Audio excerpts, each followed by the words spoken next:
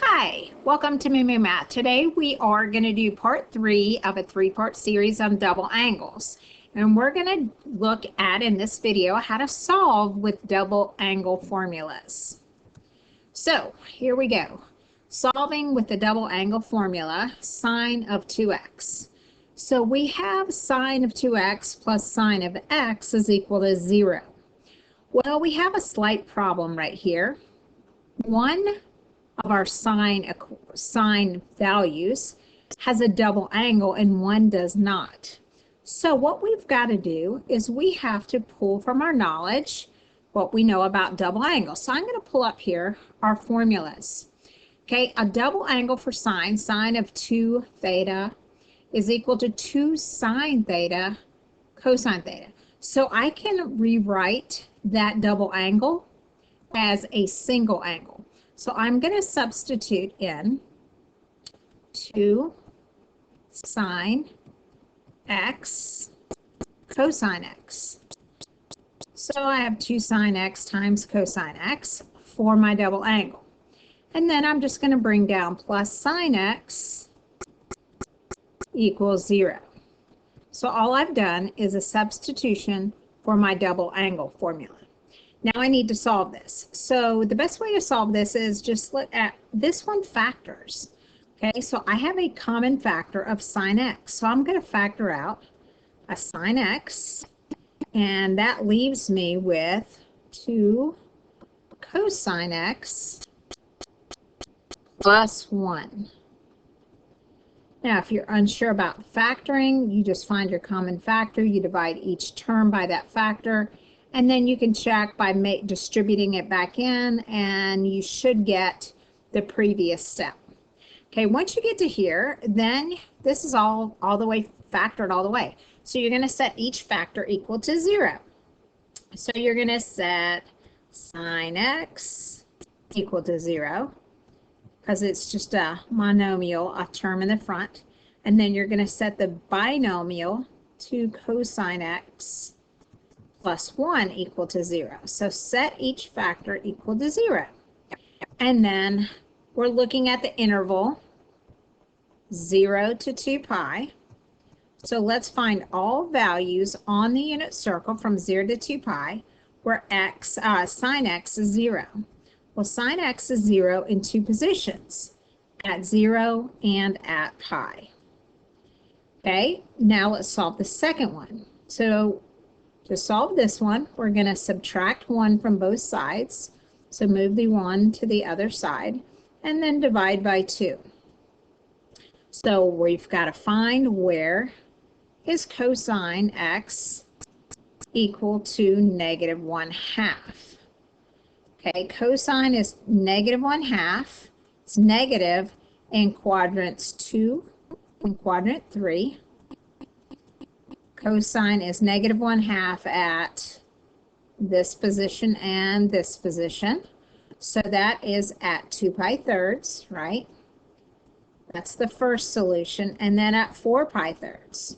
So the two answers for this factor would be 2 pi thirds and 4 pi thirds.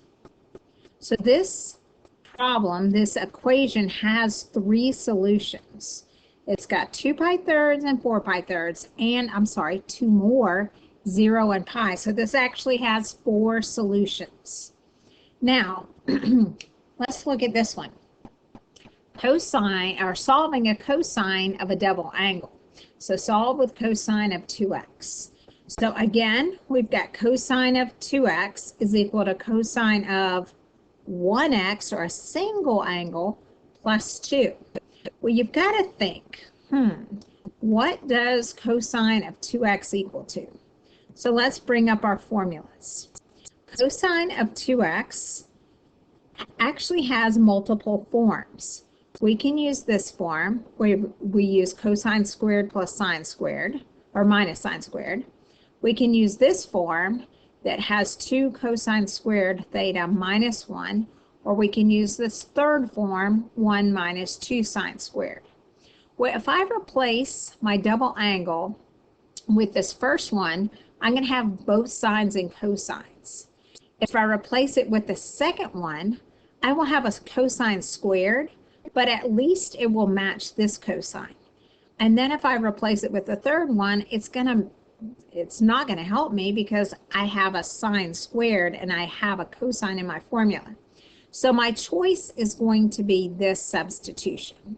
So I'm going to plug in 2 cosine squared x minus 1 is equal to cosine x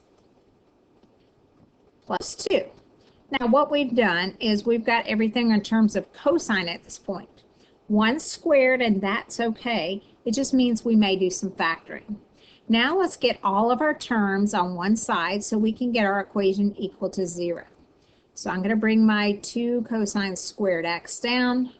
I'm going to bring this cosine over, so minus cosine x. And then I'm going to bring this 2 over. Combine that with the negative 1 I have, so minus 3. All equals 0. So you want to get it equal to 0, and now let's try to factor it. Okay, I'm going to factor this one because I do have a quadratic. This is just a trinomial. So I know my first term is going to be 2 cosine x. And my first term over here is going to be cosine x, because if I multiply these first two together, I get 2 cosine squared x. Now in the back, I have a minus 3. So I've got to put my minus 3 here and my plus 1 here, because I know I have to factor this into a negative 3 and positive 1. And if I check my outer, that's positive 2. My inner is negative 3. And that gives me my negative 1. So this is how this one's going to factor. So now we've got it factored. Let's set each factor equal to 0. So where does 2 cosine x minus 3, where is it? 0.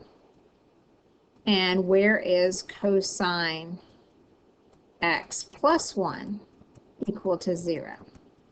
So let's solve these two. Okay, I'm going to add 3, so I have 2 cosine x is equal to 3. So where does cosine x equal 3/2? Well, I hope you know that that doesn't exist. That's a DNE. So this portion of the factor does not have a solution. All of inverse cosine falls between negative 1 and 1. So that's a DNE.